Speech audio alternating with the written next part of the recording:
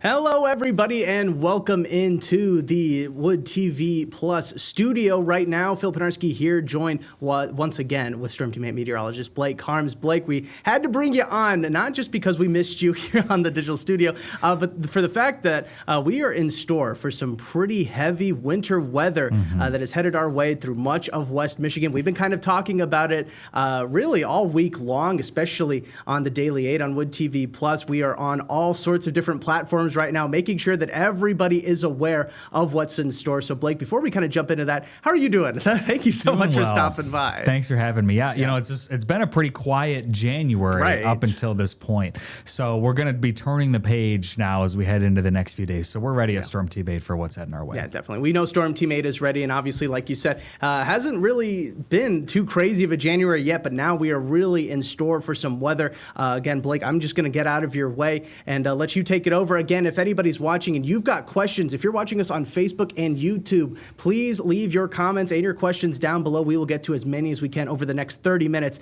that we have Blake here. So, Blake, without further ado, what are we kind of looking at right now? Yeah, so we're tracking our first disturbance that's going to be sweeping through tonight. So you see a few lake effect snow flurries over us right now, really nothing heavy, but that wave that you see from the Upper Peninsula stretching down to Iowa, that is what we call a shortwave trough. That's a fancy word for basically a burst of energy that will be enhanced as it crosses Lake Michigan tonight. So that's going to be the first wave. You see a second wave up there across parts of far northern North Dakota into Canada. That's a second wave, and you see even another one behind that. So we'll have several waves of energy sweeping through over the next 36 hours or so that will provide several boosts of snowfall, again, as it crosses Lake Michigan, and as a result, the snow is going to start to stack up beginning tomorrow morning. Now, we do have a winter weather advisory that has been issued. That is for all of the lakeshore plus Kent and Newaygo counties. Goes into effect at 10 p.m. tonight and continues through 7 a.m. Saturday. Not really expecting heavy snow, I think, until after midnight, and in some places it will take even longer than that. But the wind's going to be out of the southwest in this event, which means that basically that's where the heaviest snow is going to be blown from, the southwest to the northeast. So we had that event back in December where the heaviest snow fell in Grand Haven, Muskegon, up toward Pentwater. Going to be a similar setup this go around, not exactly the same, but a similar setup where the heaviest snow is going to be north and west of Grand Rapids.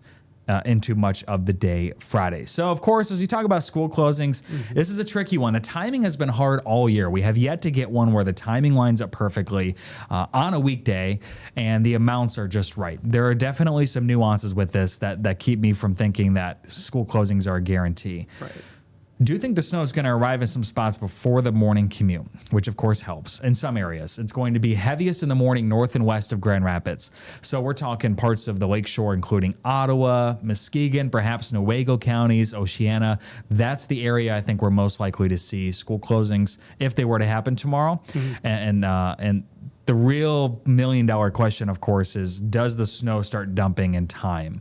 That's kind of been the crux of a few predictions that have gone bad, is the snow just hasn't started in time. And so it's really going to be timing out that wave of energy as it moves down. Yeah, and I can imagine you're probably already getting pestered with questions from people asking, hey, am I going to be off on school on Friday? Do I get an even longer weekend with the MLK Junior holiday happening on Monday as well? I mean, I could assume your DMs are probably blowing up a little bit right now. You know what's funny, Phil, is the last few years, we've had an Arctic blast right around this time. Right. So the schools that have been scheduled to be in session on MLK Day the last 2 or 3 years has been a snow day. Yeah. So this is keeping in tradition with right around this weekend, we get a burst of some Arctic air. And you're exactly right. There are a lot of folks and kids and teachers wondering, are we going to get an extra long weekend? I think it's a chance, but again, it's not a guarantee. So if we look at Futurecast, you can see that wave of energy moving through tonight. So once we get toward midnight, I think is when we'll start to see some of the snow affect the lakeshore. Now, you'll notice you see those little lines are a little hard to see. It's essentially showing where the wind is coming from, and you can see them moving from southwest and northeast, and you see that heavier band of snow that's oriented from about South Haven up through let's call it Comstock Park up to White Cloud. That's that southwest flow lake effect, or lake enhancement, I should say. So as this burst of energy comes through, lake will be adding some moisture and producing heavier snow up there. So that's where we're most likely to see some decent snowfall rates through the morning commute. It actually looks like the heaviest snow during the day tomorrow is going to be from about 9 a.m. through, let's call it 2 p.m., you'll notice there's a good chance that most of West Michigan sees steady snow around the midday time frame tomorrow. And then that continues right on through the afternoon, may get a brief lull, and then more snow's on the way for Saturday. In terms of how much snow is expected beginning tonight, continuing through, let's call it 7 a.m. Saturday, we think 5 to 8 inches is pretty likely for parts of western Allegan up through Ottawa, Muskegon, Oceana, and part of Newaygo and Kent counties. So again, I just want you to focus on the fact that with that wind coming from the southwest, that's going to blow that heaviest snow up along those parts of the lakeshore. 3 to 5 inches expected further inland, so west of Kalamazoo, west of Ionia, and then 1 to 3 inches further inland. Roads are likely going to be slick just about everywhere. The good news for tomorrow is temperatures are going to be up near freezing, right? So that will help.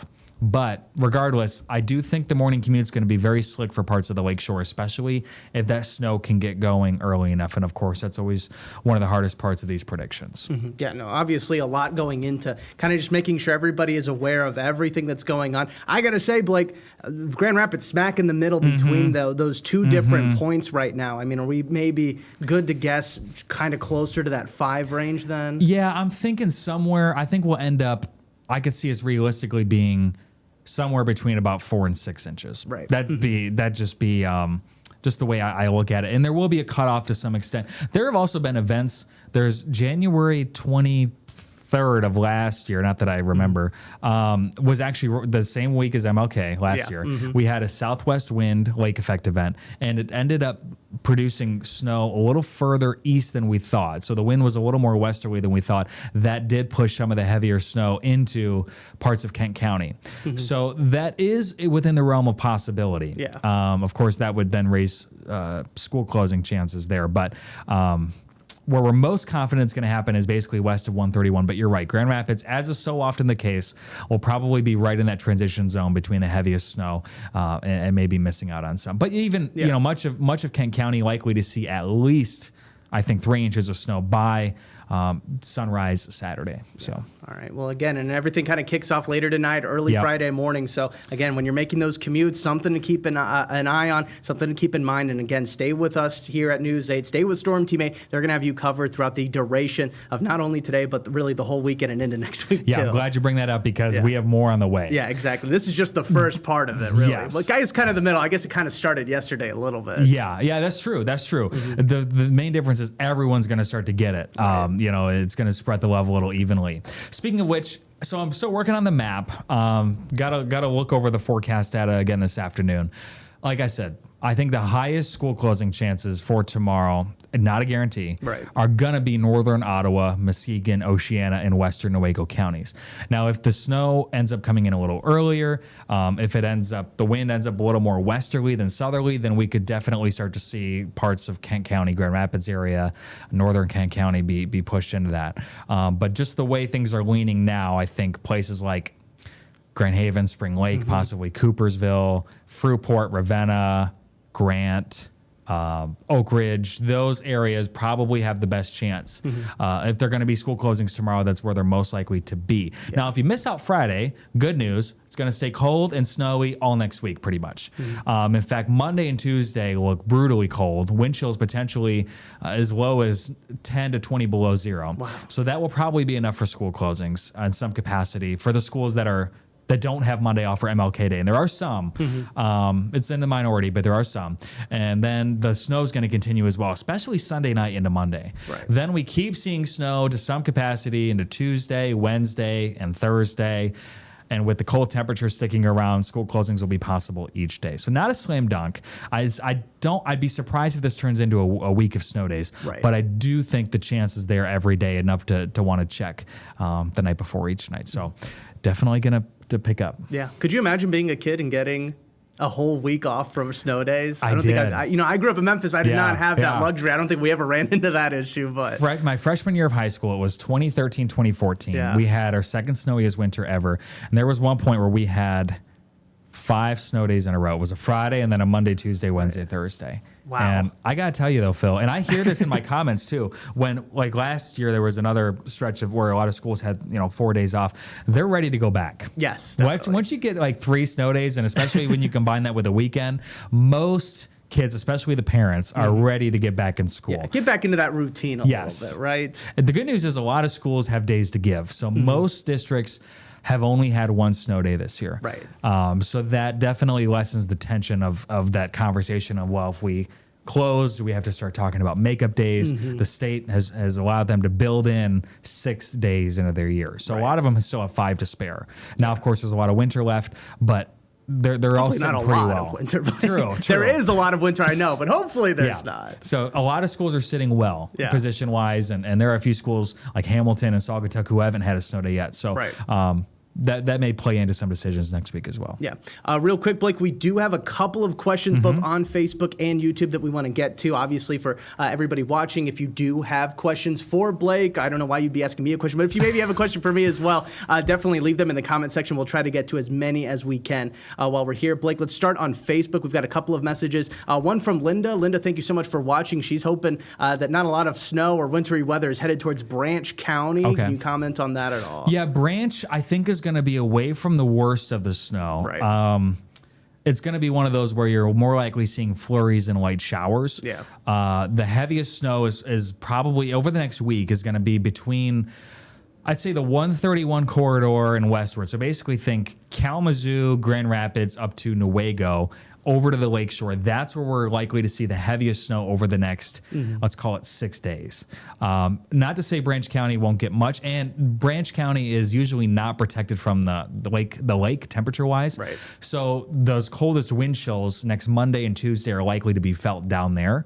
So it's kind of a catch-22. You're going to probably miss out on the heaviest snow, but the coldest temps and the coldest wind chills are likely to be down there for early next week. Yeah, definitely. All right, well, again, another question we've got is, will the heaviest access be displaced inland? They mentioned a little bit about like the winds not forecasted to be that strong, but the models seem to be showing slightly higher inland, a few miles away from the lakeshore. So you can answer that one, Blake. Yeah, that's a good question.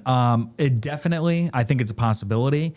The good news is that the wind doesn't look too terribly strong. It is going to be breezy tomorrow morning, wind gusts to 20 to 30. So it may be displaced a few miles inland, but it's one of those scenarios where, like, if you are in Holland, if you're in Grand Haven, if you're in Muskegon, even if you miss out on like the heaviest from one event, there are so many waves of energy passing through over the next 6 days that this is one of those where like the snow is just going to be continuous. I could see the scenario in which the heaviest snow is displaced just east of US 31. So central Ottawa, central Allegan, central Muskegon, western Newaygo. But even if that's the case, and you're in Holland and you don't see the highest amounts of West Michigan, you're still likely to get some significant snow over the next week. So one of those, that's a good question. And the wind is going to pick up at times next week to where maybe they will miss out on the highest totals.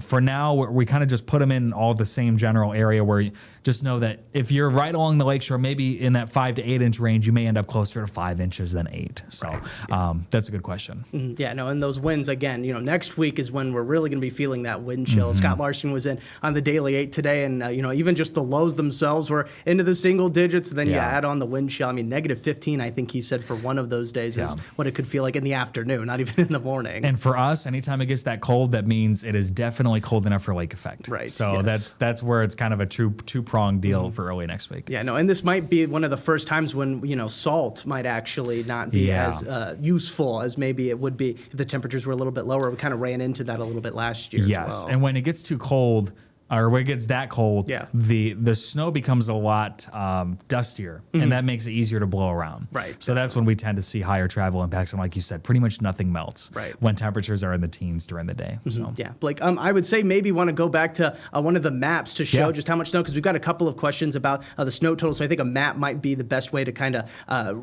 re-emphasize what you're going to be talking about. We've got questions about how much snow around 8 a.m. in Grand Rapids tomorrow. Good question. And then we've got a couple of other spots, but we'll start with Grand Rapids. I mean, by 8 a.m., around when people are starting to leave for their commute, I mean, how much snow are we going to be expecting in our neck of the woods? Yeah, good question. I'm just going to run through Futurecast real quick just to give you a general idea again. So you see that snow A lot of this is pretty light. Anywhere you see the light blue, that's really just flurries or light snow. You start to see those darker shades perk up on the west side of Grand Rapids overnight into early tomorrow morning. Now, in terms of the morning commute, there may be a bit of a lull. We talked earlier about how there are several waves of energy rolling through. You can kind of see the first wave over on the east side, the second wave over Lake Michigan. That would be good news for the morning commute for us if we could get that lull. So I would say in Grand Rapids by the morning commute tomorrow, that's a tough question. I would say probably around an inch, so not a lot. I think the heaviest snow for us comes just after the morning commute into the early afternoon, and then we'll see several more waves kind of push through into Friday afternoon and evening, and then again by Saturday morning. So this is about a 36, or let's call it a 24-hour snowfall total. We're looking at somewhere in the ballpark in Grand Rapids of probably in that 4 to 6 inch ballpark. West side expected to see more than the east side, but not a ton of snow by the morning commute, but probably still enough to cause some slow travel in spots. Yeah, no, it's the afternoon, late morning, afternoon when we got to really start kind of being aware of the roadways. And, you know, this is a great map to kind of give a look out for Michelle's question. Michelle's asking about Holland and kind of what they're going to be expecting. You can kind of see you guys are in that pinkish purple fuchsia kind of color where you guys are probably going to be looking at 5 to 8 inches just from Friday to Saturday. Yeah, and Holland's one of those areas where I think they'll be hit by that southwest lake enhancement, and so there's probably gonna be a stripe of heaviest snow from somewhere in the area, and this is generally speaking somewhere between about Holland or Port Sheldon Township up through, let's call it Coopersville up to Ravenna, possibly up to like the Newaygo area. Somewhere in that general vicinity I think is most likely to see the heaviest snow. We're talking totals up near those 8 inches. Right. And it's TBD whether that includes Holland itself. There is a chance. Otherwise, it could be displaced just a little further north and east, but that's something we'll be watching. Holland does have the potential, to see 6 inches or more of snow. Yeah, no, and again, a couple of other questions from Levi and Mandy. They're both asking about Ionia as well as Berry County. Again, a good map, get you just to look at over just the next day or so, but maybe even into the future. We've got Jackson asking about Allegan County in particular over the next 6 days. I know it's a little ways away, and there's going to be a lot to talk about over these next 6 days. We talked at the tracking center yesterday about how do we break up the snowfall because it doesn't really stop. So we decided 24-hour increments, kind of taking it one day at a time. In Allegan County, I think there's a pretty good chance for double-digit snowfall totals over an extended period, beginning tomorrow, continuing through Tuesday. So that's not to say it's going to be heavy all the time, but it will be one of those that keeps stacking up day after day after day.